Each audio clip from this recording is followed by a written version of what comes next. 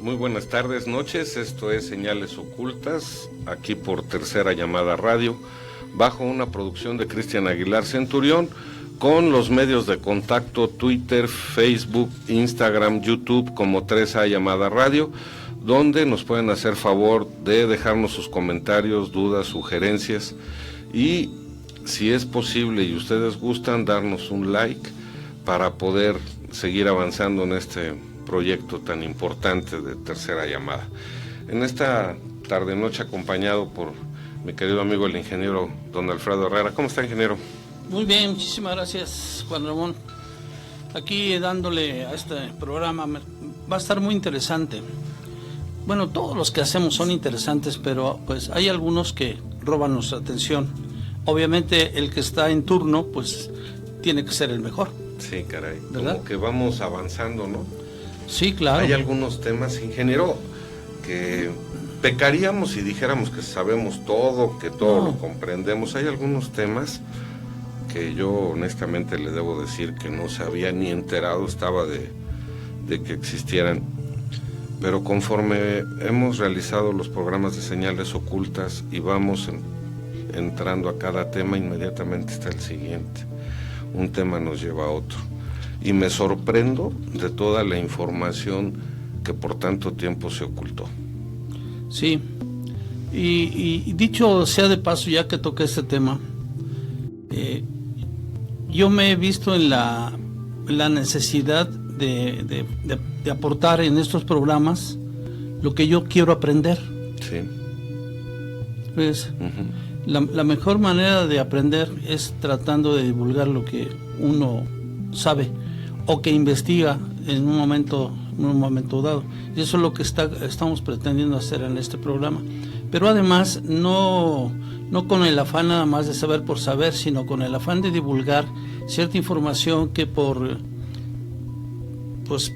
años y años y años los gobiernos en turno nos han ocultado, y es información muy valiosa para pues toda la humanidad. Ustedes lo habrán de valorar, lo habrán de sopesar, y en la medida que ustedes tengan esa semillita de duda, ustedes mismos continuarán con los temas que aquí les ofrecemos, investigando de una manera más profunda y a través de muchas otras fuentes. Lo bueno que estamos ahora en una época donde pues la información no es lo que más fluye, ¿no? Sí, las redes sociales han influido mucho en acortar distancias. A veces alejan personas, sí, pero acortan mucho las distancias, ¿no? Sí, y los temas están ahí prácticamente a nuestra disposición, y confrontando información de una fuente con otra fuente podemos llegar a establecer ciertas verdades. Por supuesto. Que es lo que nosotros tratamos de transmitirles a todos ustedes, y de una manera pues coloquial, de una manera resumida, digamos, para que ustedes se adentren en el tema, no se conviertan en expertos, pero sepan de lo que en un momento dado se está tratando, ¿no? El tiempo dará las respuestas, ingeniero. Hemos tratado en programas anteriores las momias extraterrestres de Nazca, sí, en Perú. ¿Se imagina usted qué va a suceder si se declaran auténticas? Y además que las pruebas y los análisis de ADN demuestren que tienen parte humano y una parte desconocida. ¿Qué va a pasar? A las personas que siempre han pensado de manera diferente se les ha llamado hasta locos, alucinados. Pero ¿qué va a pasar cuando todo esto empiece a quitársele ese telón de misterio que ha tenido por muchos años, ¿no? Y las momias de Nazca son importantísimas en ese sentido, esas y otras. Sí, en ese tema que hoy vamos a tocar relacionado con la Antártida, también incluimos algunos temas relacionados precisamente con antiguas civilizaciones o antigua civilización que hubo en la Antártida. Vamos a tocar o abordar alguna parte del tema de dos razas extraterrestres que vivieron en la Antártida, que incluso se disputaron el poder gobernar al planeta Tierra. Sí.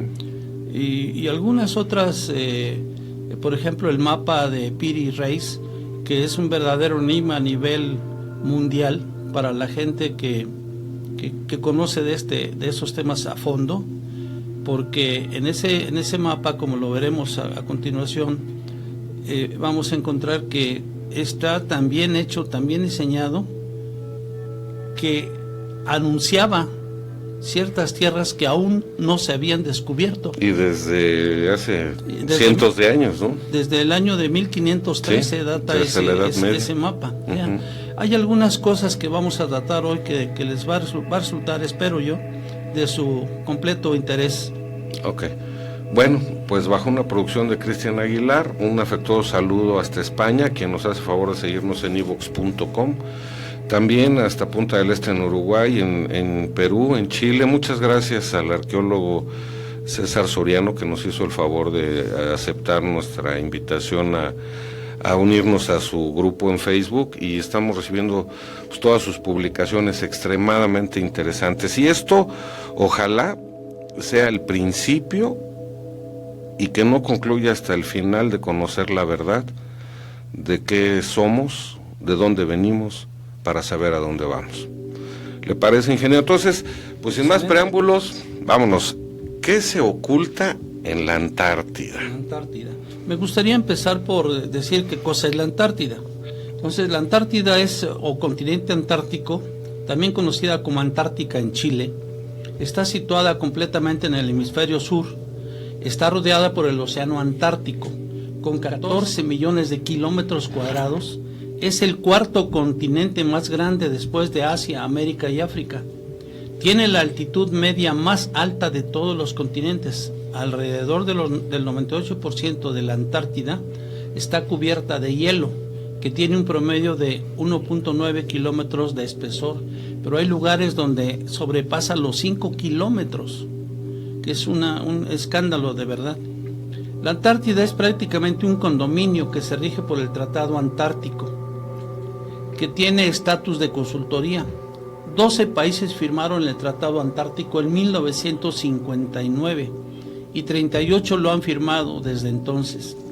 El tratado prohíbe las actividades militares y la extracción de minerales, prohíbe las explosiones nucleares y la eliminación de residuos nucleares, apoya la investigación científica y protege la ecozona en el continente. Se encuentran en curso experimentos conducidos por más de 4.000 científicos de varias naciones.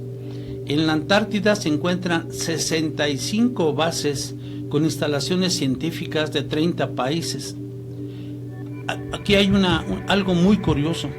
A partir del paralelo 85 hay una zona de exclusión aérea en la Antártida. Ningún civil puede entrar sin consultar.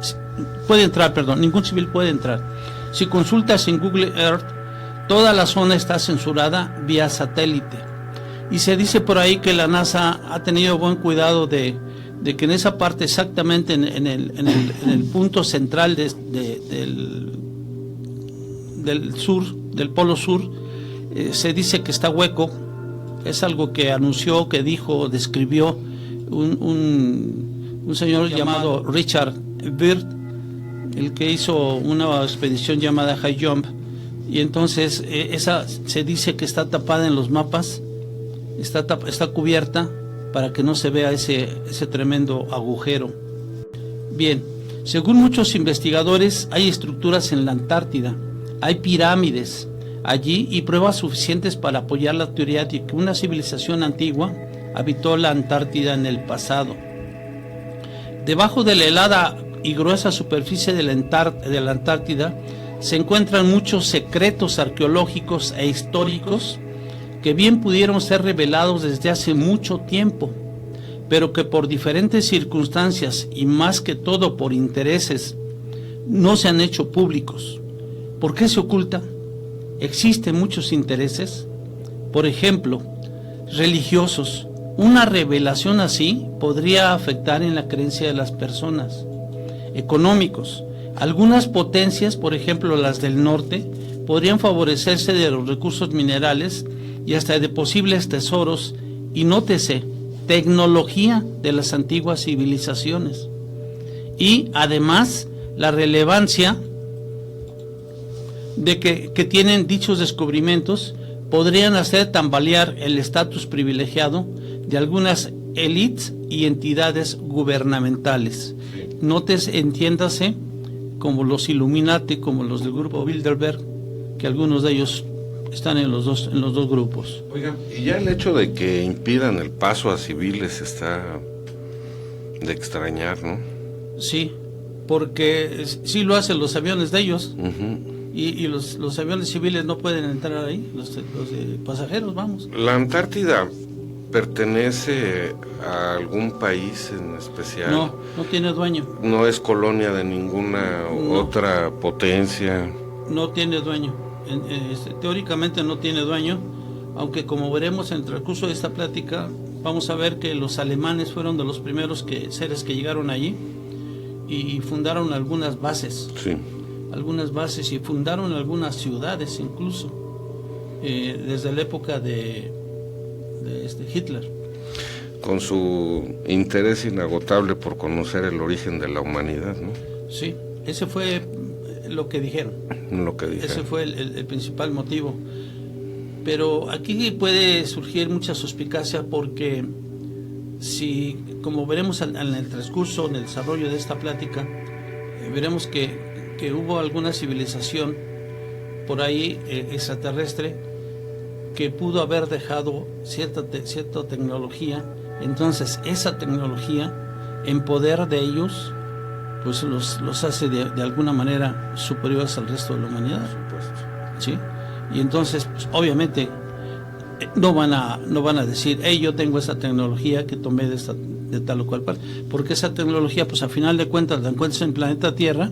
Y esa tecnología debería ser pues, del conocimiento, del beneficio de la humanidad, no de unos cuantos, uh-huh. Como quiero suponer que está sucediendo. Sí. Bueno, ¿qué más, ingeniero? Pues eso lo tomaríamos como la primera parte de la Antártida. Hay un punto interesante. Aquí hay un lago, se encontró un lago que se llama Lago Vostok. Bien, este lago Vostok es un volumen de agua dulce, fíjense bien, un volumen de agua dulce que se encuentra en la Antártida bajo una capa de hielo de entre 3.000 y 4.000 metros de espesor. No es el único lago de estas características que se puede encontrar en la Antártida, pero sí que es el más grande.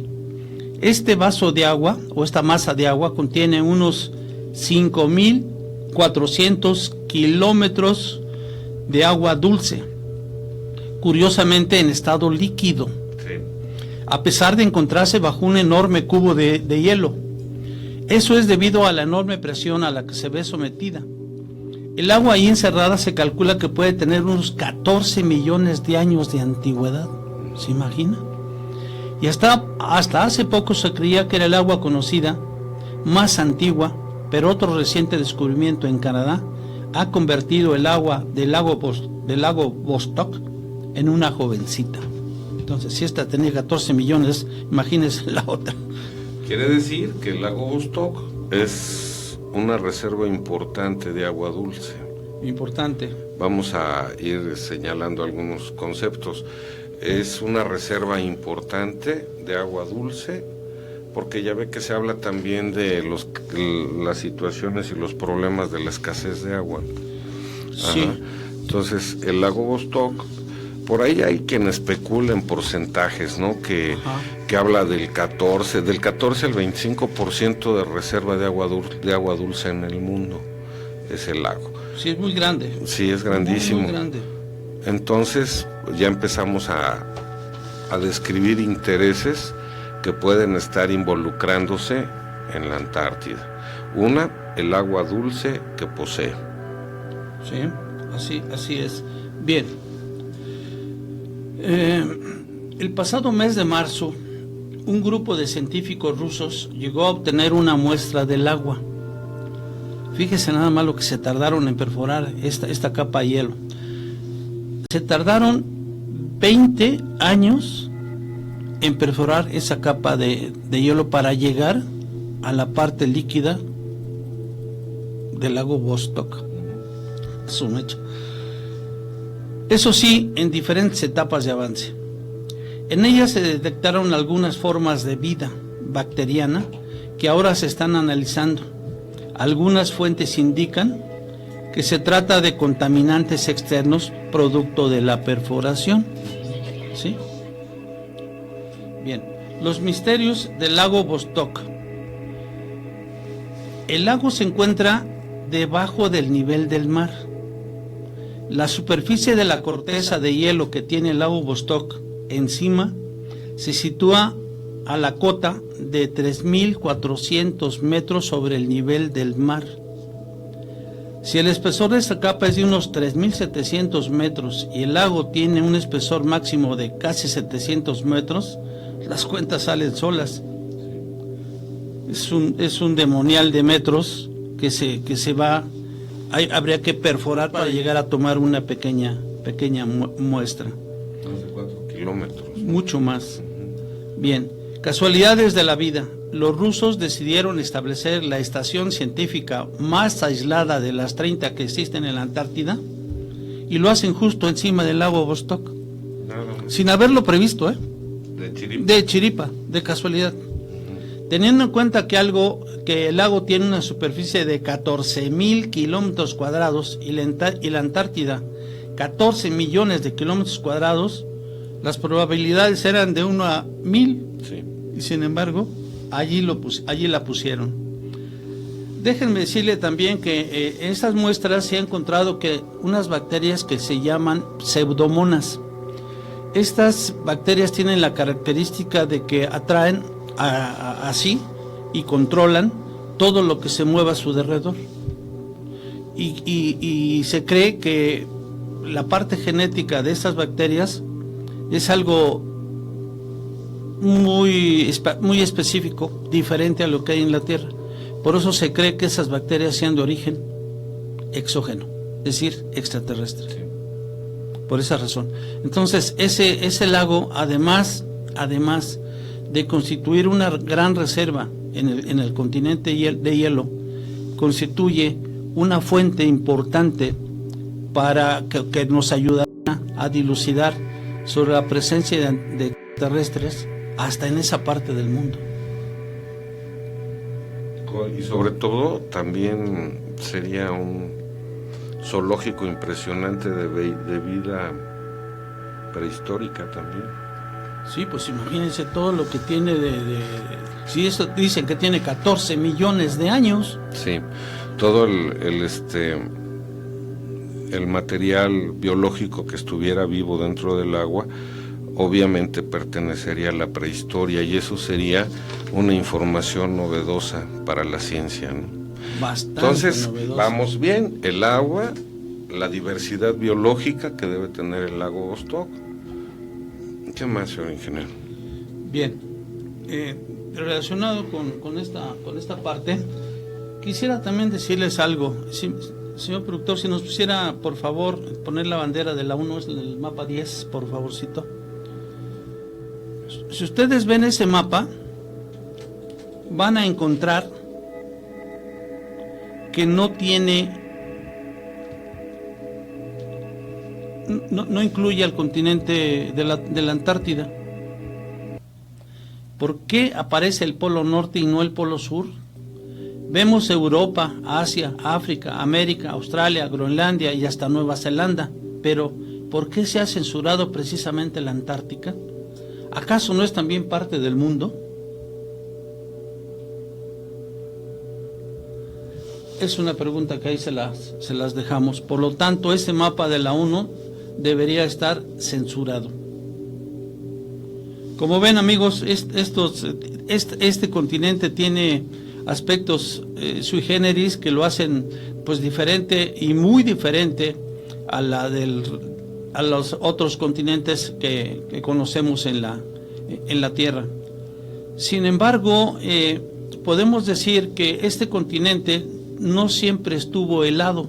Hace muchos millones de años, ese continente estaba como si fuera una tierra tropical, donde no había hielos y tenía obviamente otro nivel, otras formas de vida, ¿sí?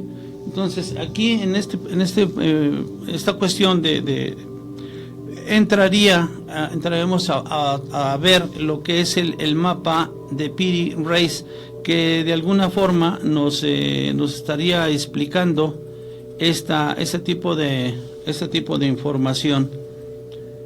No quisieras poner, por favor, el mapa de Piri Reis. El mapa de Piri Reis. Fíjense que tiene este mapa de Piri Reis.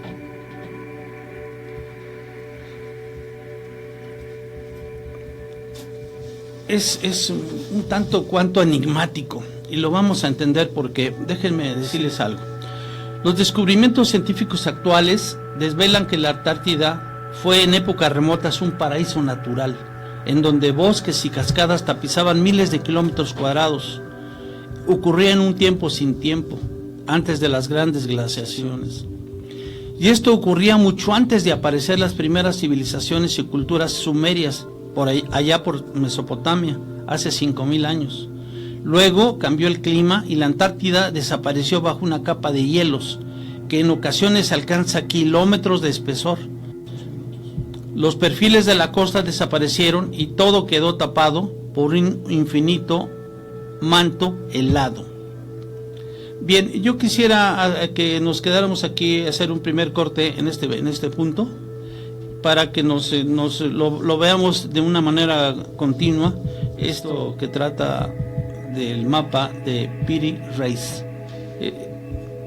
No sé qué le parezca. No, bien, ingeniero, de hecho está muy interesante, hay que irnos despacito. Entonces esto es Señales Ocultas, no se vayan, regresamos en un minuto. Estimados amigos, muchísimas gracias por su amable espera. Vamos a continuar con lo ofrecido. Vamos a hablar del increíble mapa de Piri Reis, que es un mapa de la Antártida siglos antes de que ésta fuera descubierta. Este mapa, debo decirles, data de 1513 y la Antártida fue descubierta oficialmente en el siglo XIX, precisamente en el año de 1820. Fíjense todo lo que resulta de enigmático y curioso la elaboración de este mapa. En la elaboración del mapa, Piri Reis usó 8 mapas de Ptolomeo, 4 mapas portugueses, un mapa árabe y un mapa de Cristóbal Colón, el mismísimo Cristóbal Colón.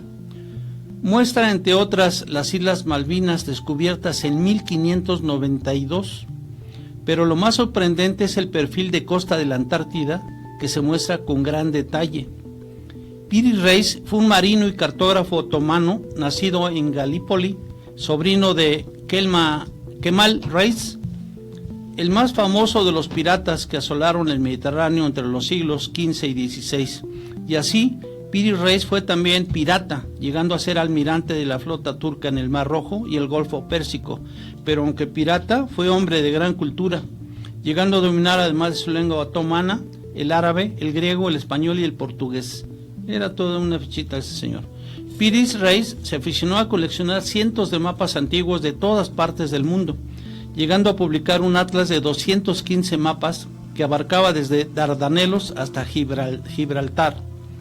Unos años antes, en 1513, confeccionó, tal y como él explica, a partir de otras 20 cartas más antiguas de los tiempos de Alejandro, el mapa mundi, del que solo se conserva un fragmento y que ha hecho muy famoso a tan especial marino. El famoso mapa de Piri Reis, pintado sobre piel de gacela y que regaló al sultán Selim I, fue descubierto en el año 1929 en el Palacio de Topkapi de Estambul. Mide 90 por 65 centímetros, con grabados en colores y leyendas ilustradas. Esta piel es solo la mitad del mapa y fue separado de su otra mitad por algún interesado que quiso llevarse la que justamente representaba el Mediterráneo y todo el Oriente Próximo y Lejano Oeste. La parte que nos ha quedado representa España y África, así como América del Sur y algo de Norteamérica. Pero lo verdaderamente sorprendente es que en él aparece la Antártida sin hielos. El cartógrafo Arlington Mallory, capitán de la USA Navy, descubrió el mapa en el año 1954, cuando estudiaba otras cartas antiguas para investigar si los vikingos pudieron llegar a América antes que Cristóbal Colón. Se quedó sorprendido al comprobar cómo la tierra de la Reina Maud, en la Antártida, figuraba en el mapa como islas que solo recientemente han sido descubiertas. En el mapa Piri Reis, las Azores y las Canarias estaban situadas con mucha exactitud y los contornos de la Antártida se correspondían con bastante aproximación a los que expediciones actuales han podido determinar entre los años 1949 a 1952. Imagínense la diferencia de 1950, digamos, a 1513, son más de 400 años. Sí, más. Y fíjense nada más la fidelidad que guarda todo esto, por eso es un enigma. Y sobre todo, aparte de otras cosas, también incluye los Andes, la cordillera que todavía no habían descubierto los conquistadores españoles, y que esto se da pues allá por el 1513 en adelante. Ajá. Piri Reis, pues ¿cómo le haría? Es enigmático, ¿no? Totalmente. Además de que estaban dibujadas todas las costas atlánticas, por ejemplo, todas las costas de Europa, de África y América. Enigmático. Totalmente. Bien. Tierra de Fuego en Argentina aparece unida al continente antártico y sorprendentemente el perfil que los une en el peligrosamente famoso Paso Drake se corresponde con el perfil submarino de esta parte del mar. Pero la era glaciar finalizó hace 17,000 años, cuando los mares estaban 140 metros por debajo del nivel actual. Reitero, 140 metros por debajo del nivel actual. Es decir, las líneas costeras de las cartas de tiempos de Alejandro el Magno, copiadas por Piri Reis, tuvieron que ser cartografiadas antes de que la Antártica quedara cubierta por los hielos, con espesores cercanos a los 2 kilómetros de grosor. Es decir, las cartas de tiempos de Alejandro, que casi con seguridad ardieron en el pavoroso y desastroso incendio de la Biblioteca de Alejandría, o bien eran sumamente antiguas, o provenían de copias a su vez muchísimo más antiguas. Pero existen otros misteriosos mapas antiguos que muestran la Antártida sin hielos, como por ejemplo el mapa mundi de Oronteus Finaeus o el de Gerardus Mercator de 1538. Este conocido cartógrafo que hoy conocemos por su famosa proyección visitó Egipto en numerosas ocasiones. El francés Philippe Bouchet publicó un mapa de la Antártida con una exactitud desconcertante y solo comprobada a partir de 1958 mediante pruebas sísmicas. No me imagino cómo sean estas pruebas, la verdad. Algunos historiadores han sugerido que el supuesto perfil de la Antártida corresponde con la costa de la Patagonia Oriental, girada 90 grados. Quizá por razones de espacio, Piri Reis realizó así el dibujo, como a veces se solía hacer en la época. Como ven, esto resulta por demás enigmático para la fecha en que fue hecho. Sí. Pero además pasa esto. Aquí acabamos de ver que hay otros, cuando menos 3 similares y que son de más o menos 20, 25 años después, pero el primero fue el de Piri Reis y después fueron los otros. Entonces, algo debieron haber sabido, ¿no? Claro. Pero no era de dominio público. Después de que es descubierto el mapa de Piri Reis, hay un señor que se llama Paul Kehl, de origen, ahí le va, alemán. Qué raro, ¿verdad? Que es un orientalista que lo presenta en el 18º Congreso de Orientalistas, y el mapa de Piri Reis se convirtió en la novedad en esa ocasión. Yo creo que ya desde ahí los alemanes empezaron a mostrar mucho interés por conocer qué era lo que se ocultaba en la Antártida, ¿no? Sí, claro. Como veremos en unos instantes más, quizá en el próximo bloque, vamos a ver algunas expediciones que hicieron los alemanes a esas tierras de los hielos, al continente frío, continente de hielo, y vamos a ver que fue muy importante para el avance de ellos, y sobre todo el avance tecnológico. No podemos más que especular que quizá esos viajes no eran tan solo con el fin de llegar a una nueva colonia, sino probablemente y muy probablemente estaban tratando de rescatar alguna tecnología extraterrestre, tecnología exógena, que les permitía tener grandes avances tecnológicos con los cuales dominar al mundo. ¿Sugiere usted que ya desde entonces se pensaba, para que vean que la idea de la conspiración no es de tiempos modernos? ¿Sería, ingeniero, que ya desde entonces se consideraba la presencia alienígena en la Antártida? Sí, yo creo que sí.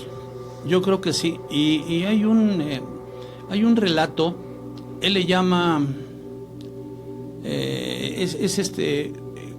Corey Wood y David Wilcock tienen una plática donde hacen una revelación cósmica, y ahí, como veremos también en unos instantes, quizá en el siguiente bloque, veamos algo relacionado con los extraterrestres. Hablaremos específicamente de una raza que se llamó la preadamita.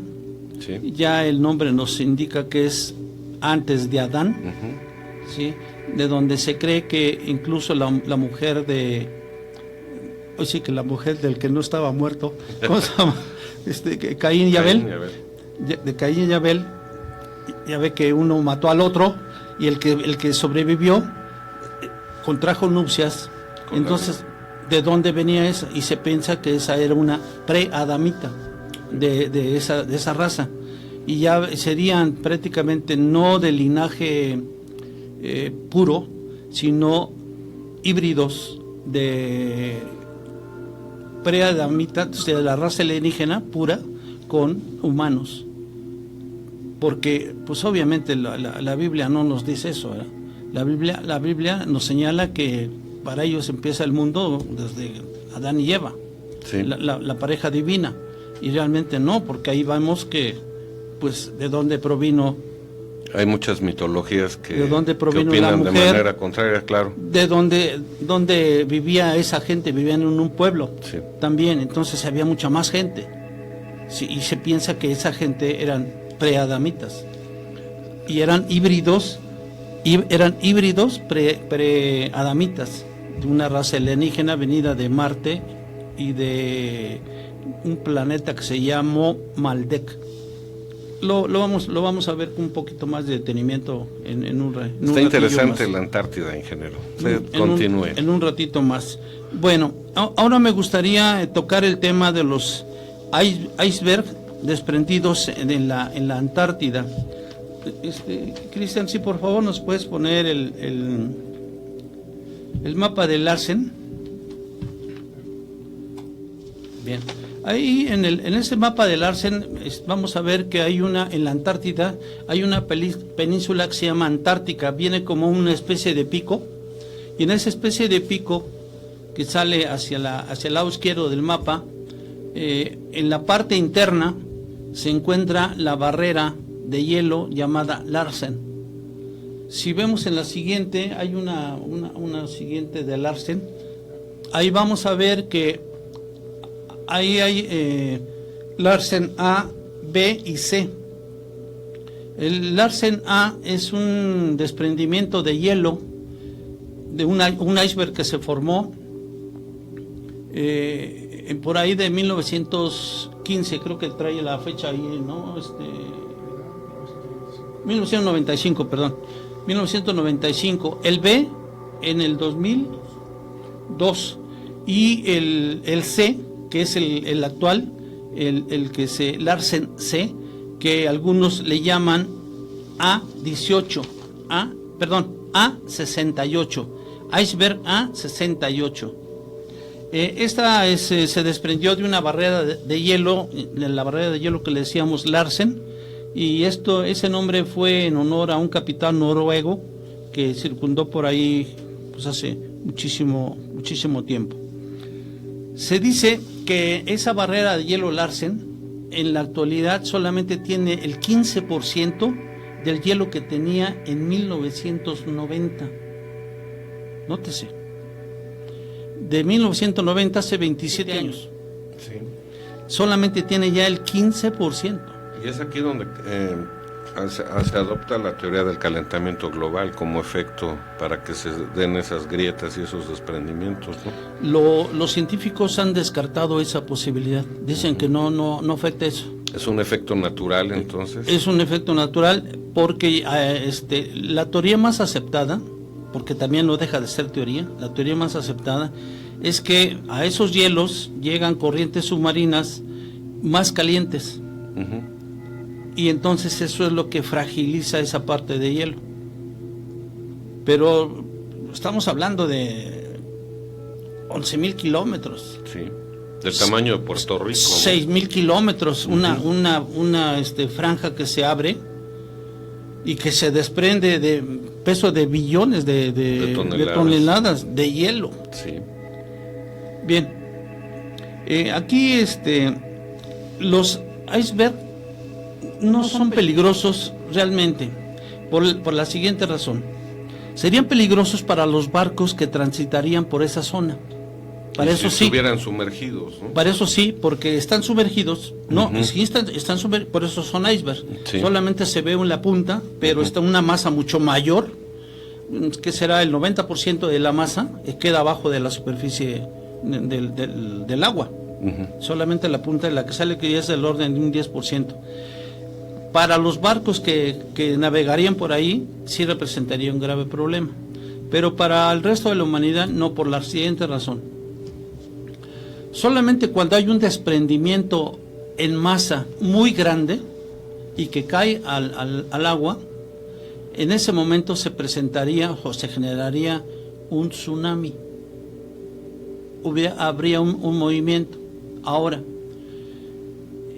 eso obviamente lo entendemos. Si alguna masa muy pesada cae hacia el agua, obviamente genera una gran cantidad de energía que se traduce en grandes olas uh-huh. y desplazamiento de agua muy fuerte, muy intenso. Bien, la otra situación que se piensa, incluso algunos se han atrevido a decir que si se disolviera todo ese hielo, desaparecerían algunas ciudades como Venecia, que ya está parcialmente inundada, terminaría por inundarse aún más, y los Países Bajos de Holanda también quedarían bajo el agua. Pero afortunadamente estos icebergs tan grandes se ven fragmentados y entonces flotan en el agua circundante como pequeños bloques de hielo y no se disuelven de manera inmediata. Claro. Entonces pueden permanecer ahí por muchos años flotando a la deriva, ¿sí? Y de tal manera que pues no representan ningún problema para uno. ¿Será algún ciclo natural de congelamiento y descongelamiento, evaporación, vuelta a congelarse, que el planeta sufre en el Polo Sur? Pues ese es un enigma. Ese es precisamente un enigma que incluso los científicos no han encontrado por qué sucede eso, ¿no? Sí. ¿Por qué sucede? Pero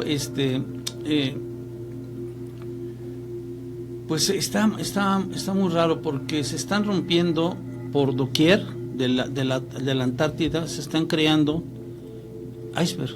Hay desprendimientos muy grandes de hielo, grandes para nosotros, quizá para todo el continente pues no represente tanto, pero pues para nosotros sí, si encontramos un bloque de hielo de 5.400 kilómetros cuadrados, pues francamente no es grande. Lo que le sigue es gigantesco, ¿sí? Bien, nadie se lo explica por qué se esté fraccionando. Sobre todo ¿cómo le llaman la frontera de hielo llamada Ross y la frontera de hielo llamada Larsen? Una se encuentra exactamente en la península, en la parte de la punta de la península antártica, y la otra se encuentra por debajo, y se han estado rompiendo. Incluso este iceberg que se generó, que es el A68, que se generó este año, no es el más grande de la historia. El más grande de la historia es el B15, que se generó precisamente en la barrera de hielo de Ross. Ese tenía 11.000 kilómetros cuadrados, equivalente a Jamaica. Se destruyó en miles de pedazos, siendo el más grande. Fíjese, le llaman pedazos, pero este es el más grande, 52 kilómetros de longitud. Claro. Es una cosa monstruosa, ¿sí? Sin embargo, no representa ningún peligro para nosotros. Porque se la pasó flotando a la deriva cerca de donde estaba ubicado hasta que se desintegró. Sí, incluso déjeme encontrar aquí, encontré que hay dos personas universitarios, se llama una Anna Hug y Hilmar Gudmundsson, con la ayuda del satélite Copernicus Sentinel-1, se han ayudado y han encontrado que las fotos de ese satélite muestran roturas por todos lados de la plataforma Larsen C. Sí. Lo han estado comprobando, o sea que debemos esperar todavía mayor desprendimiento de hielo. Oiga, ¿no será que el periodo ya está por concluir para que aparezca nuevamente la civilización que habitó la Antártida y que por cuestiones de un ciclo natural estuvo en congelamiento todos estos cientos de miles de años? ¿Puede ser? ¿Puede ser? Estaba yo revisando el otro día la opinión de algunos videos en YouTube y decían, es que llegó el momento en que despierte la civilización antártica. Entonces, y esto se lo comento por lo siguiente, ingeniero. Otra vez volvemos a caer, nuevamente otro astronauta en la Antártida, ¿no? Aldrin, que después de Neil Armstrong, es el segundo hombre en pisar la Luna. Y coincidentemente encontramos a Neil Armstrong en Paititi, o en la Cueva de los Tallos. Eso sí no lo recuerdo. Okay. No recuerdo. Y ahora vemos a Aldrin en la Antártida. Sí, y por cierto, en su visita reciente a la Antártida, tuvo que salir en camilla. Sí, lo evacuaron, ¿no? Lo evacuaron. ¿Cuál sería el interés? Yo no comprendo, porque imagino que alguien que ya viajó al espacio exterior, que pisó la Luna, en la Cueva de los Tallos, me dice el productor, entonces no estaba tan equivocado. Bueno, entonces, que pisó la Luna, que ya puede ver las constelaciones, estrellas, ¿por qué tendrá la necesidad de regresar, creo yo, a buscar civilizaciones intraterrenas, ¿no? Cuando la respuesta ya la tuvo afuera? Pero quizá no le tocó vivir con el, ¿cómo le diré? Con el conocimiento de la existencia de extraterrestres en el planeta. Sí, más bien fuera de manera extraterrestre, ¿no? No intraterrestre. Y probablemente. O que sepan que hubo una civilización que abandonó, tal vez por el congelamiento de la Antártida, su hábitat en el planeta Tierra y tuvo que evacuar, y saben que van a regresar. Sí, e incluso me voy a adelantar un poquito. Parte de la realeza de los peradamitas se dice que están en un estado de hibernación, sí, un estado de suspensión. Le llaman ellos como si fueran habitaciones de éxtasis, y que no los han despertado y no han decidido qué hacer, porque los híbridos de esos piradamitas están todavía vivos en Europa y en Centro y Sudamérica. Qué interesante, ¿no? Sí, bastante interesante. Me está diciendo producción que vamos a un corte, ingeniero, ¿le parece? Si regresamos en un minuto, ¿qué sigue? ¿De qué nos va a hablar regresando? No, déjame terminar, señor productor, déjame terminar con este tema nada más, permíteme. Sí. Los científicos descartan el calentamiento global y las condiciones ambientales de la Antártida para que se presenten este tipo de cosas, o sea, de desprendimiento de grandes hielos.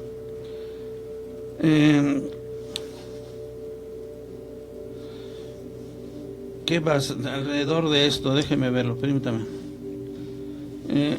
Esta barrera de hielo Larsen C se va a romper, y lo peligroso es que si cae al agua, como les decía, un pedazo grande provocaría un tsunami.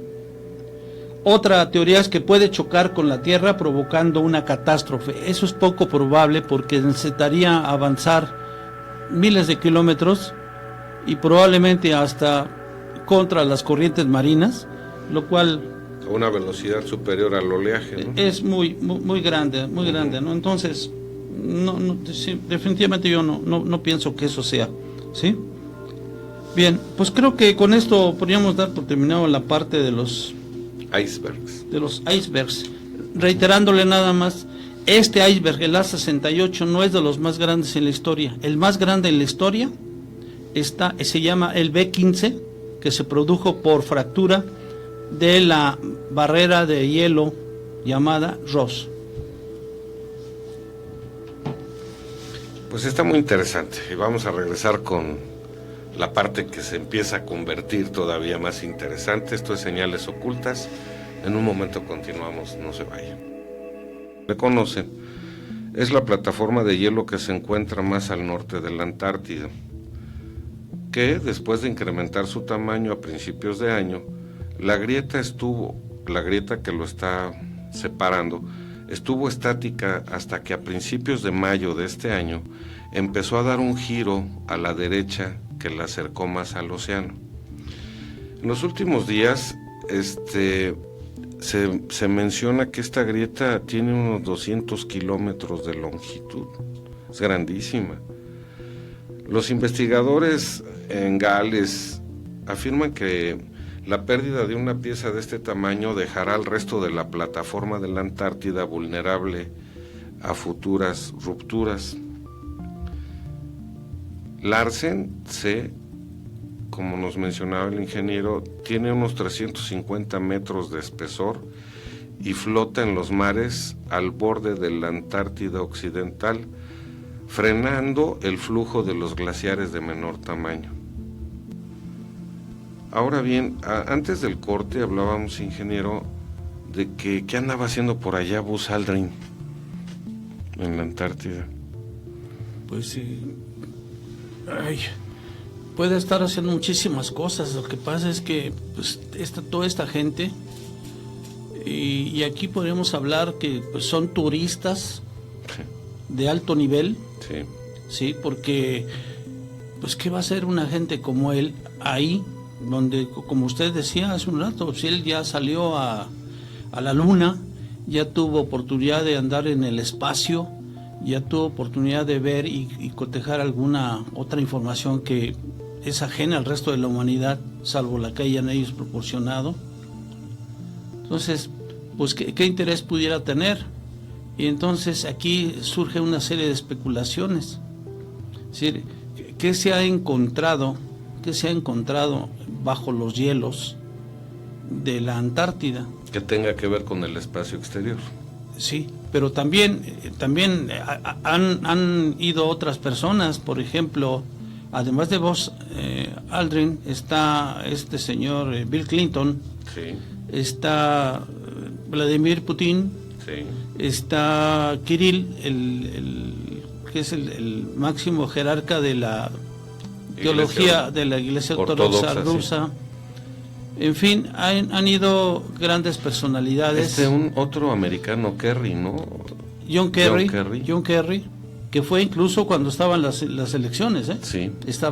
Se fue allá. Y evacuaron a todos de inmediato, ¿verdad? Hubo una gran evacuación en masa y de esa zona, sobre todo se los llevaron, tengo entendido, cerca de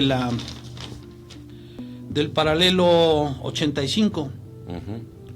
Están evacuando las bases de la Antártida a un lugar próximo al paralelo 85, donde está es una British Antarctic Survey. Ahí es donde se evacuaron, y se evacuaron muchísima gente. Y está muy extraño todo eso. Todo eso. Me gustaría entrar ahorita rápidamente a ver algo de lo que nos dice este señor Corey Goode en una revelación cósmica que él supuestamente dice, y que nos habla ahí de seres extraterrestres, que puede ser que tenga razón. Y aquí se ve que esta gente, que él la identifica como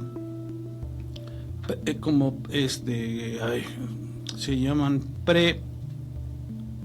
preadamitas. Esa gente tiene la cabeza como las de para acá, las de así alargado el cráneo, sí, y ahorita me gustaría entrar así muy rápidamente a ver cómo está todo esto desde la parte histórica que él menciona, sí. Este señor Corey Goode es un denunciante del programa espacial secreto, y él nos ha revelado una sorprendente información sobre la Antártida y su historia. Él habla como que hubo una serie de extraterrestres y se establecieron como una colonia de refugiados. Hace aproximadamente 60,000 años se refugiaron en la Antártida. Asegura que los refugiados extraterrestres encontraron tecnología avanzada de la raza de constructores que fue creada hace más de 1.800 millones de años. Igualmente intrigante es su declaración de que algunos refugiados extraterrestres aún hoy están vivos en cámaras de suspensión localizadas dentro de naves nodrizas de 30 millas de largo, enterradas bajo 2,000 pies bajo la capa de hielo Ross de la Antártida, que es donde hubo el mayor desprendimiento en la historia del iceberg. Sí. Precisamente el iceberg, el B-15, fue en esa zona. Entonces, ¿qué harían toda esta gente si incluso, por ejemplo, se encontraran una nave nodriza de 30 y tantos kilómetros de largo? ¿Qué harían? Sí. Bueno, pues a lo mejor puede ser una cosa similar, ¿no? A lo que podríamos estar especulando. Bien, dice que esta raza, los adamitas, dice que estos eran habitantes de Marte, y esos habitantes de Marte y los habitantes de Maltec que pelearon una serie de guerras de alta tecnología cuando Marte era una luna de Maldek, hace aproximadamente 500,000 de años. Estas guerras llegaron a su clímax cuando Maldek fue destrozado, y es lo que forma ahora el cinturón de asteroides. Los restos de Maldek golpearon a Marte con tal fuerza que las ciudades de este último en un lado del planeta fueron totalmente destruidas y la mayoría de su atmósfera se perdió. Esto hizo que la vida en la superficie de Marte fuera muy precaria en el mejor de los casos y llevó a una evacuación planetaria de los sobrevivientes marcianos. Bien, se dice que estos se fueron a encontrar refugio en nuestra actual luna. Sin embargo, en la época de la catástrofe, nuestra luna era otro satélite de Maldek, pero había sido creada artificialmente con grandes áreas de vivienda en su interior, como describió previamente Goode. Los preadamitas habitaron la luna por aproximadamente 440,000 años, y en algún punto durante este periodo, de acuerdo a la información recibida por Good, la Luna fue movida a su órbita actual alrededor de la Tierra. Eventualmente, otro conflicto forzó a los pradamitas fuera de la Luna y tuvieron que salir rápidamente, mudándose al vecino planeta Tierra. Escogieron la Antártida para reconstruir su civilización, debido en parte a la existencia de tecnología de la antigua raza de constructores, la cual aún estaba funcionando, como explicó Good. Bien, entre ellos, los pradamitas acabaron en la Luna por un periodo de tiempo y luego de alguna manera terminando siendo perseguidos fuera de la Luna. Ocurrieron algunos ataques y luego de eso se fueron pero sus naves estaban demasiado dañadas como para salir de nuestro sistema solar o llegar a otra esfera planetaria. Como tuvieron que hacer un aterrizaje forzoso en la Tierra, decidieron que irían al continente que aún tenía tecnología funcionando de la antigua raza de constructores, la cual era de hace 1.800 millones de años. Los pradamitas solo tenían 3 naves nodrizas para establecer su nueva colonia en la Tierra, luego del aterrizaje forzoso en la Antártida. La tecnología en estas naves nodrizas es lo que les dio esperanza a los pradamitas de que podrían reconstruir su civilización. Bien, aquí es donde David Wilcock, el entrevistador, tiene información por compartir que corrobora esto, compartida por otro denunciante, el doctor Pete Peterson, sobre el tamaño y localización de una de las naves nodrizas descubierta. Fíjese que esto entonces según David Wilcock y un doctor Pete Peterson, ya se localizó una de las naves nodrizas descubiertas y los gobiernos, tanto el de Rusia como la Alemania, como Estados Unidos, no nos lo han dado a conocer. ¿Sería ese el interés de las expediciones a la Antártida? Pues pudiéramos esto es más reciente que las otras expediciones, pero pudiéramos especular que hay algo encontraron. Oiga, fíjese que a mí me gustaría hacer este comentario. Corey Goodell está a veces de no creer o dudar. Le voy a explicar por qué. Generalmente todos los contactados dicen tener el poder de mantener el contacto con determinados seres o entidades, vienen, pero pocas veces aportan pruebas que puedan dar veracidad a sus palabras, ¿no? En el caso de Good, por ejemplo, se supone que él se lo llevan a los 5 o 6 años, lo entrenan en MK Ultra y todo el proyecto es representante de la Tierra en la Confederación Galáctica, pero hasta el día de hoy no hay una sola prueba, ingeniero, más que su palabra. Y eso pasa con, si no digo todos, la gran mayoría de las personas que manifiestan tener contacto, ¿no? Sin embargo, él estuvo ahí en la Antártida. Sí. Y corrobora algunas cosas que él dice, sí, que las corrobora.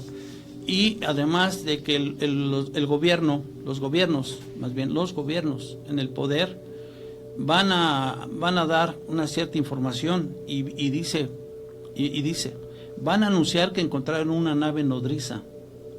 Solo sabía acerca de una, y recordemos que llegaron entre los preadamitas.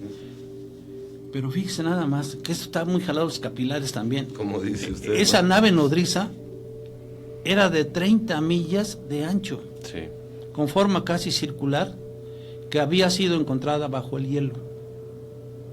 Que esa es una noticia que van a dar los gobiernos en un futuro muy cercano, como una revelación, pero llevada muy paulatinamente, no hacerla de conocimiento así bruscamente, no dar toda la información. Oiga, ingeniero, está de analizarse lo siguiente. Sumamente. Por un lado, ¿no se le hace a usted mucha casualidad que de repente aparezcan cosas simultáneamente? Por ejemplo, empieza a presentarse la fractura del Larsen C, los 200 kilómetros de largo, 150 kilómetros de profundidad, etcétera. Que se empiece a separar, que aparezcan los dichos de Goodell que van a dar a conocer que encontraron una nave nodriza. Y por otro lado, en esa zona del mundo un poquito más hacia el norte, que aparecen momias tridáctilas, que trae una disputa general de que si son reales o falsas. ¿No se le hace a usted como que mucha coincidencia que todo esto se esté presentando casi simultáneamente? Sí, definitivamente. Y ¿no nos estaremos yendo con la finta todos? quién sabe, porque pues hay cosas que son muy evidentes, ¿no? Sí. Hay cosas que son... que a eso me refiero también precisamente. Son muy evidentes, entonces, ¿cómo ocultarlas? Por ejemplo, yo pienso, vamos a imaginarnos que tienen 70 años de experiencia arqueológica en el Perú y que después de excavar y revisar jamás hayan encontrado un ser tridáctilo, cuando de repente de la noche a la mañana aparecen varios especímenes y hay quienes dicen que son cientos, ¿no? Se acuerda que lo vimos en otro programa. Sí.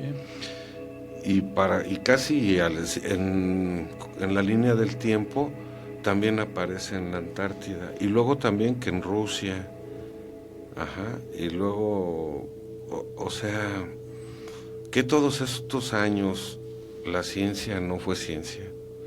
La casualidad tiene mucho que ver, pero la casualidad también puede orquestar trampas, ¿no, ingeniero? Lo que pasa es que la ciencia, ¿por quién es pagada? Sí, claro, por el que tiene el dinero y el poder. ¿Quién es el que tiene el dinero? Sí, lo sabemos. Entonces, toda esa gente que tiene ese dinero, tiene ese poder, tiene también, además del poder económico, tiene el poder de decidir, doy o no doy la información. ¿Sale a la luz o no sale? ¿Sale o no sale? Sí. ¿Por qué? Porque de ahí hay algo que les está dejando a ellos algún beneficio, y un beneficio grande, y la humanidad les vale un cacahuate. No vaya a ser parte de un plan y nosotros nos dejemos ir con libre vuelo, ¿no? Sí. Entonces sería oportuno también decirles, hay que irnos despacito, no hay que dar por hecho nada, hay que hacer reflexiones muy profundas, ingeniero, porque qué casualidad. Sí. Todo se da con tiempos muy cortos entre sí, ¿no? Sí. ¿Qué más, ingeniero? Aquí nos habla Cody Wood que entonces llegaron los preadamitas, pero también llegaron los reptilianos, los viejos conocidos reptilianos. Entonces hubo guerras entre ellos por el poder del planeta, de tal manera que esta gente, los preadamitas, como tenían mayor avance tecnológico, tuvieron supremacía mucho tiempo, y los reptilianos se metían cuando veían alguna debilidad, alguna flaqueza, que les había ocasionado alguna catástrofe natural a los preadamitas, entonces llegaban oportunamente, ¿no? Estos preadamitas pronto tuvieron la necesidad de crear híbridos. Entonces se dice Corey Wood que se hibridaron con algunos humanos que había por ahí en la zona de Antártida, y entonces a través de ellos hicieron gobiernos en la Tierra. Y menciona que hay grupos que se fueron a Europa y a África, pero también se quedaron en Centro y Sudamérica, ¿sí? Lo cual se demuestra con las cabezas esas deformadas, sí, pero no formadas por tablillas, sino que tienen la cabeza alargada, propias de esos adamitas. También ¿estamos hablando del origen de la cultura inca, por ejemplo? Puede ser, incluso de Egipto, con Nefertiti, sí, con Ramsés, con Akenón, todos esos eran supuestamente eran preadamitas, híbridos, y que en la actualidad hay preadamitas de linaje 100% puros, pero que están en cámaras de suspensión, cámaras de éxtasis que le llaman, y que están ocultos bajo los hielos en las naves nodrizas. Entonces, imagínense, cuando esa gente despierte, ¿qué va a hacer? Y me quedé pensando ahorita también, por ejemplo, que se habla de la hibridación de algunos de raza reptil con humanos, y que crean religiones donde empiezan los sacrificios para generar ondas de baja vibración que sirvan de alimento para ellos. Y ahora ya tenemos otro origen de la humanidad, ¿verdad? Entonces, por eso decía ahorita, ingeniero, a nuestros amigos que nos hacen el favor de seguirnos, que hay que estar a la expectativa en todos los sentidos, porque está surgiendo mucha información por todos lados, que también puede ser con la intención de manipular nuestro pensamiento, de manipular nuestras reflexiones. Entonces, por ejemplo, ya estaba yo muy emocionado con la teoría de la granja humana de Freixedo, y ahora con esto ya cambió o no cambió. Sería bueno de análisis para un programa posterior. Porque entonces, ¿quién es el malo? ¿Los preadamitas o los reptilianos? ¿Los jerarcas híbridos reptilianos o los jerarcas híbridos preadamitas? Los dos eran malos. Sí, ¿verdad? Los dos eran malos. No había ninguno madre de la caridad. Entonces aquí la teoría de Corrado Malanga de que ninguno de las razas extraterrestres tiene buenas intenciones con el ser humano vuelve a encajar otra vez, ¿no? Sí, pero aquí hay que tomar en cuenta que quien tiene la mayor avance tecnológico como raza, pues esa es la que domina. Claro. Y aquí dominó por mucho tiempo. Les había yo mencionado que era en África y en Europa. No, me equivoqué. Es en Asia y en Europa. Y la otra parte la comprendía Sur y Centroamérica. Entonces, fíjense nada más lo que dice aquí, lo cual continúa hoy a través de dos fracciones grandes de los Illuminati, como les mencionaba yo hace un rato, ¿no? Bien, aquí sí está medio. Compara a este señor, Cory Good, con la siguiente información. Dice, quizá la mejor explicación de esto, de lo que les acabo de mencionar, de la existencia de los preadamitas y las luchas con los reptilianos y la formación que se fueron a través de los híbridos a Asia y a Europa, y luego por otro lado se fueron otras facciones hacia Centro y Sudamérica, esa explicación la da el libro de Enoch, el cual describe diferentes grupos de ángeles en guerra unos con otros. Entonces él dice que se describe este grupo como los ángeles caídos. Y entonces estos preadamitas con los cráneos alargados serían los ángeles caídos del libro de Enoch. Ganaron los reptiles. Ganaron al final ganaron los reptiles. Porque en todas las culturas empezaron a adorarlos. Sí. De alguna manera, sí. Estaría muy interesante que pudiera... No, señor productor, ¿qué le parece si... yo no le hablo de usted, a mi productor. ¿Qué te parece, Cris, si para el siguiente programa podemos analizar esta información que ahora nos dice que se crean dos categorías de híbridos en el mundo, preadamitas y reptilianos? Y vamos a hacer un viaje por la historia, ingeniero, si está de acuerdo conmigo, para conocer en qué culturas se presentan unos y otros, y al final, cuál es la que predomina. Estaría muy interesante. Es los reptiles, de antemano, pues lo estamos viendo. Pues hay que verlo, ¿no? Sí, los reptiles, porque pues definitivamente los preadamitas. Ya no se ha vuelto a hablar más de ellos hasta ahora, y los que realmente existen como preadamita 100% puros, pues están dormidos en sus bases, en sus naves nodrizas, en cámaras de suspensión.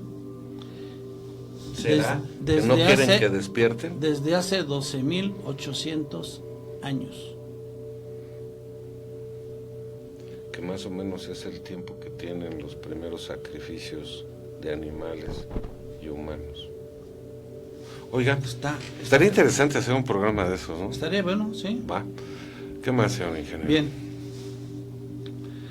Dicen también que se encuentra que hay algunos artículos arqueológicos que han encontrado en otras excavaciones y que mantuvieron ocultos de la humanidad.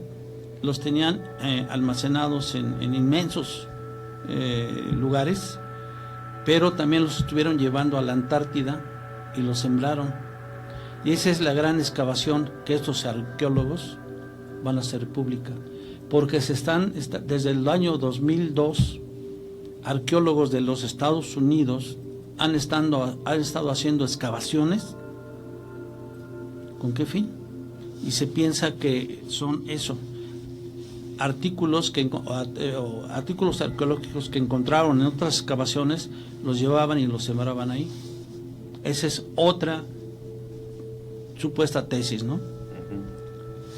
También otro que dicen que por qué no han dado información, porque están removiendo cualquier cuerpo que no luzca humano, y muchos de los cuerpos humanos no lucen como si fueran esclavos. Tienen túnicas que tienen hilos bordados de oro en sus telas, lucen como de la realeza. Cuerpos que han encontrado ahí en la Antártida. El siguiente paso, según Corey Goode, es una divulgación limitada, es revelar lentamente en un proceso de muchas décadas la existencia de los programas espaciales secretos. Así que están planeando darnos una divulgación desinfectada, y luego con el tiempo nos revelarán el programa espacial secreto del complejo militar industrial. Y luego que hagan eso dirán, a propósito, sí, tenemos este programa espacial secreto avanzado, y mientras hemos estado en otros planetas, hemos encontrado ruinas muy similares a las que encontramos en la Antártida. Así que van a tratar de darnos pedazos de información a lo largo de décadas, y no van a decirnos inmediatamente sobre las naves que han encontrado y la alta tecnología y los no humanos, obviamente. ¿Sí? Entonces, aquí suena algo muy, como yo digo, jalado de los capilares, ¿no? Por un lado está difícil de creer, como diría el señor de Venga la Alegría, Sergio. Difícil de creer que haya gente tan malévola, ¿no? Que nos oculte todos esos conocimientos que no son de ellos, es de toda la humanidad. Definitivamente, si todo eso resulta cierto, y fíjese una cosa, señor productor, ¿nos quiere hacer el favor de ponernos una foto que están ahí unas, creo que es la octava, están dos fotos del hielo, donde se ven restos de una civilización antigua. Bien, ahí se ve, y en la siguiente, que es donde está un avión, que es trazo de fotografía en hielo. Entonces, desde el avión van lanzando una especie de rayo y van descubriendo bajo el hielo, ¿sí?, lo que se muestra en las fotos, la primera foto que aparece ahí. Entonces ahí hay aparentemente el contorno de una ciudad, de restos de alguna civilización antigua que habitó la Antártida y que está ahora bajo los hielos. Ese es otro gran enigma. ¿Sí? Y lo han encontrado con tecnología moderna. Entonces, también eso nos lo están ocultando. También. Entonces, Sí, hay pirámides. Por ahí tiene otra foto, señor productor, donde se ve una pirámide triangular, con sus bordes perfectamente definidos y gran parte de ella descubierta por el hielo. Una parte está cubierta, pero la demás está bien. ¿Sí? Bien, aquí hay algo también que quiero traer a colación. Una opinión sostenida a mediados del siglo XVII por Isaac de la Peyrère era que antes de Adán y Eva nuestro planeta ya estaba cubierto de poblaciones preadamitas y se fundamentaba en algunas expresiones del propio Génesis. La teoría de la Peyrère nos habla de la esposa de Caín, dónde encontró Caín a su mujer y además de dónde procedían los habitantes de la ciudad que fundó. Su respuesta fue la hipótesis de los preadamitas. Filón de Alejandría no conseguiría ver del todo claro que Adán fuese el primer hombre. Entre los preadamitas y Adán transcurre un largo periodo, quizás de miles de años. Interesante. Para concluir, ingeniero, ¿qué debemos esperar de la Antártida? Pues yo creo que habiendo ya cerca de 4,000 investigadores en 65 bases de 30 países, sería muy difícil que escondieran cierta información que ya tienen los gobiernos. Por lo tanto, nos estarán dando, como dice Cory Wood, alguna divulgación muy paulatina para que no nos caiga de peso, para que lo podamos asimilar.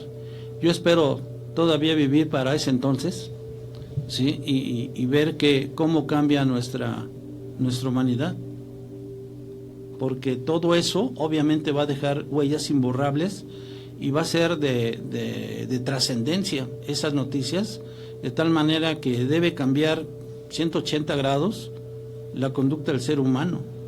Sí. Desde cualquier punto lo más de vista. Importante de lo que se descubra, se encuentre, brote a la luz, lo más importante de todo esto no es el mensajero, sino el mensaje. El mensaje. Necesitamos cambiar. Sí, la humanidad sí. Necesita cambiar. Sí, porque, híjole, es una información oculta tras otra, tras otra, tras otra. Que hasta parece que pretende mantenernos ocupados y entretenidos y hasta discutiendo entre nosotros, ¿no? Sí, sí, y eso que no hemos tocado, la parte de las expediciones alemanas, sí. Que desde 1944 y quizá un poco antes se llevaron a cabo en la Antártida. A raíz del alemán Boll, que comentábamos hace rato, que fue el que da a conocer el mapa de Piri Reis. Ajá. A partir de ahí surge la inquietud alemana por conocer los secretos de la Antártida. Entonces, pues ya nos vamos, ingeniero. Nos vamos. ¿Con qué se quiere despedir? Pues yo quisiera despedirme con el hecho, con estos hechos, ¿no? El continente de la Antártida, de 14 millones de kilómetros cuadrados, nos oculta algunos secretos que son primordiales para la conducta y desarrollo, evolución de nuestra humanidad. Yo espero que los países, los gobiernos de los países como Estados Unidos, Rusia, Alemania, tomen en cuenta que no es información que no les pertenece tan solo a ellos por haberla descubierto.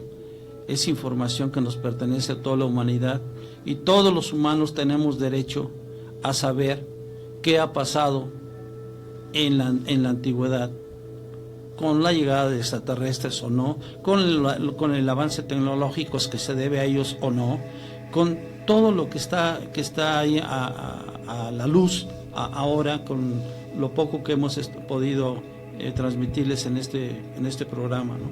Entonces, yo espero que actúen con mucha responsabilidad y con mucha conciencia para que nosotros, el resto del mundo, nos demos cuenta de todas estas situaciones que nos afectan. Claro. Pues no sé si se alborotaría el gallinero o no, pero es necesario que se haga algo, ¿no? Es una revolución mental, digamos, una revolución silenciosa donde nos enteremos de muchas cosas que en este momento nos hacen mucho daño. Sí. Ingeniero, pues yo le quiero agradecer. Muchas gracias. Por favor, charla tan interesante esta noche. Está diciendo mi productor que lo mueva. Muchas gracias, bajo una producción de Cristian Aguilar, agradeciendo a las personas que nos hacen el favor de escribirnos en el chat. De veras que de repente está uno aquí acelerado tratando de darles respuesta. Muchísimas gracias. Yo me quisiera despedir con algo que no quiero dejar pasar esta noche. Miren, de nada sirve que encontremos momias con 3, 2 dedos, 80 dedos. De nada sirven las naves nodrizas y todos los descubrimientos que los seres humanos vayamos teniendo en la vida si no cambia nuestra actitud. Si no hay un cambio interno en todos nosotros que nos motive y nos obligue a amar sin condición y quitarnos de la mente todos esos elementos que son nocivos para nuestro desarrollo espiritual. No me dejen hacer un breve paréntesis en relación con eso, por favor. Bien, mire, nuestras actitudes y conductas se desprenden de nuestra percepción. Y nuestra percepción se genera a partir de los pensamientos que tengamos. Y los pensamientos que nosotros tenemos dependen en gran cuantía del conocimiento que tengamos. Si ese conocimiento es limitado, rudimentario, claro, limitado, debido a que nuestros propios congéneres no lo ocultan, nuestra actitud y conducta, pues es esa. Limitada también. Limitada. Sí. Entonces, si queremos progresar y evolucionar, necesitamos información, necesitamos conocimiento, necesitamos experimentarlo. Sí. Pues bajo una producción de Cristian Aguilar, nos despedimos el ingeniero Alfredo Herrera. Muchas gracias, señora Margarita, por sus aportaciones. Juan Ramón Rodríguez, y no nos crean, dúdenlo, investiguenlo, pero sobre todo hay que cambiar. Hay que retomar el rumbo del amor y de la espiritualidad para que podamos enfrentar con una manera diferente todos los retos que la vida nos pone a diario en nuestro camino. Muchas gracias y muy buenas noches.